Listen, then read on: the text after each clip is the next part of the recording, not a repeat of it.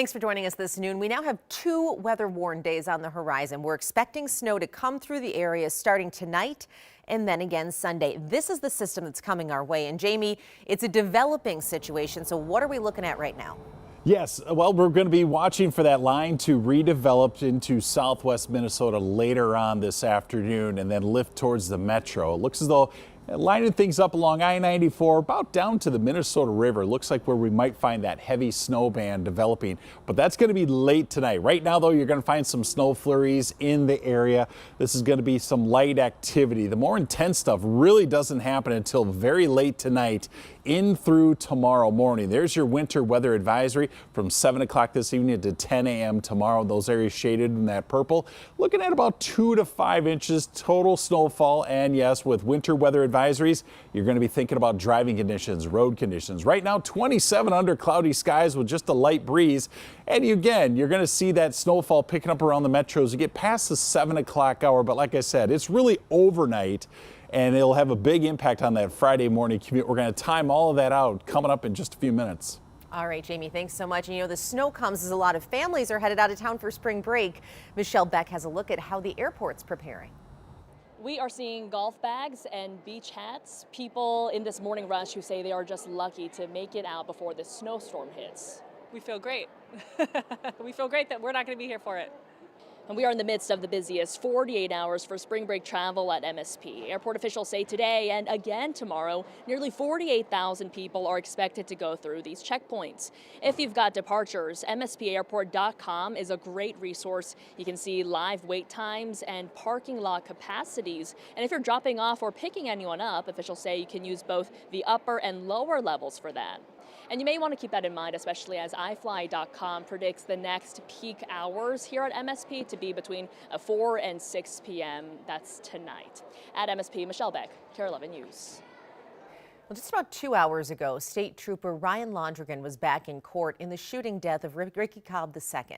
Today, the judge heard arguments over the prosecution's use of force expert. The State Patrol's use of force training coordinator, meanwhile, came forward saying the Hennepin County Attorney's Office misrepresented his statements. In a sworn statement, he now says Trooper Londrigan followed his training and did not violate the State Patrol's use of force policies. Our crews were at that hearing today. They'll have more on that tonight. Today, the Minneapolis City Council is once again discussing the rideshare ordinance that prompted Uber and Lyft to threaten to leave our area. Councilmember Andrea Jenkins, who originally voted for that ordinance to raise wages, is urging the council to reconsider. She says this will give the council a chance to work on a new resolution that would then be addressed by the body. Now, the council has the option to discuss this issue in the future. Take a look at this video captured as a hot air balloon crashed into power lines in Rochester. This happened yesterday just off Highway 63 near 40th Street. Police tell us a gust of wind pushed that balloon into the lines, causing the basket to fall 30 feet to the ground. The sparks from the lines started a brush fire in a ditch, but crews were able to get to the scene quickly and put it out. Now, thankfully, the 3 people who were in the hot air balloon were not hurt. Right now at the Capitol, lawmakers are hearing a new bill to crack down on straw gun purchases. It's a focus on stopping people from buying a weapon on behalf of another person who cannot legally purchase one. Right now in Minnesota, it's a gross misdemeanor, but that bill proposed today would make it a felony. The hearing comes in the wake of the shooting deaths of 3 Burnsville first responders, where the gunman allegedly obtained his guns through straw purchasers. We'll have more on this bill tonight at 6. Well, just this morning, we learned the U.S. Department of Justice is suing Apple. The antitrust lawsuit comes after years of allegations that Apple has harmed competition. Reports say they did that through restrictive App Store terms and high fees. In a statement, Apple denied the allegations and accused the government of overreach. We're now taking a live look at the nation's capital, where lawmakers have reached a deal on spending, but it might not pass before tomorrow's deadline. Parts of the government could briefly shut down this weekend. That's because the deal still has to go through a series of steps, and some lawmakers who oppose the decision could slow down that process. When the $1.2 trillion plan does pass, it will increase both border and defense spending.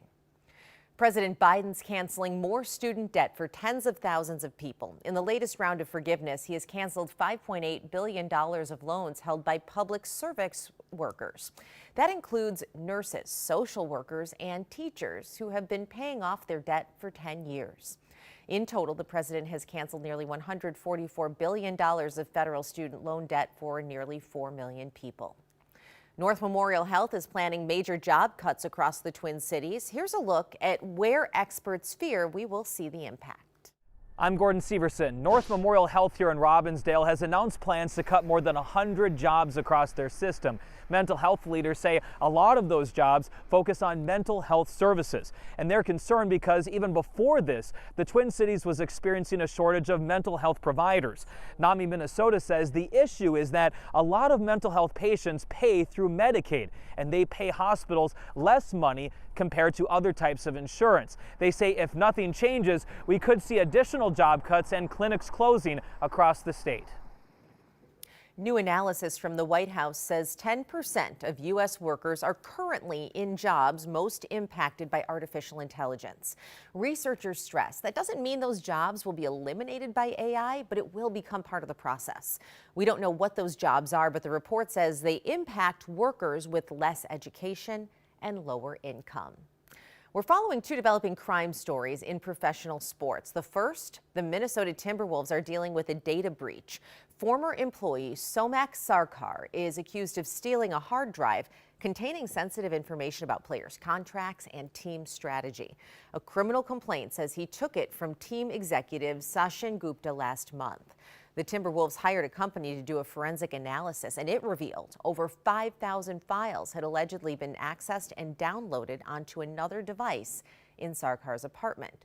Sarkar, a member of the team's coaching staff, told police he had the hard drive to, quote, put some stuff on it, and he forgot to return it. He has since been fired.